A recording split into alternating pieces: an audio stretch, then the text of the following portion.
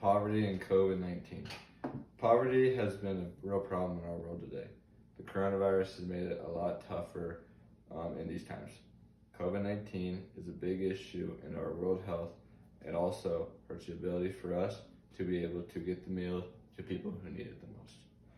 My speech today will focus on what COVID-19 is, how this virus affects people in need, and how we can help get involved.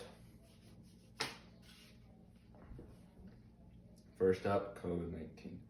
According to the World Health Organization, the coronavirus is an infectious disease caused by a newly discovered coronavirus. That was a quote, and researched in 2020. The disease has caused over 150,000 deaths worldwide and is still going up to this day. Many experts believe that the peak is still not here. In Nebraska specifically, Hall County has the most cases right now with 664. That's just in Nebraska. COVID-19 has caused many things to shut down, including school, and the biggest thing, probably, in my opinion at least, sports.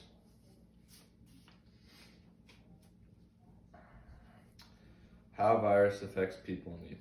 According to the Human Rights in 2020, low-income communities are more likely to be exposed to the virus, have higher mortality rates, and suffer economically. That was a quote from 2020. Many reasons why that is because most of these families still have to work in the contaminated places. An example of that is in Grand Island.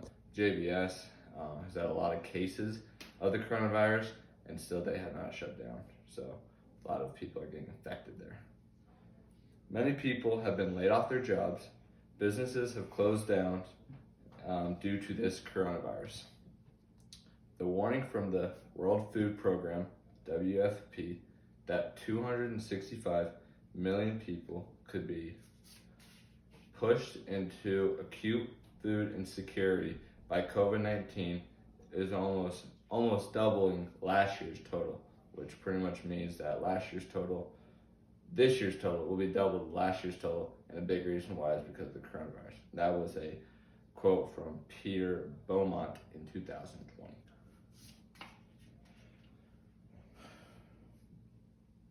How to get involved and help. Many websites you go to will pop up right away with an option to donate to those in need.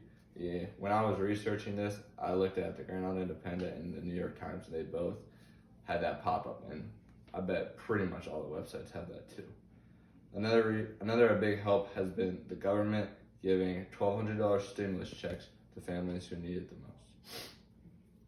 Still going to food banks and food shelters can be an option, but can be unsafe because of how this virus has spread so quickly.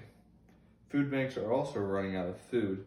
In GI alone, 250 cars were turned away because there was not enough food. Over 1,000 cars came and 250 were turned back because they didn't have enough food for people. Another reason or another help you could do is by donating blood.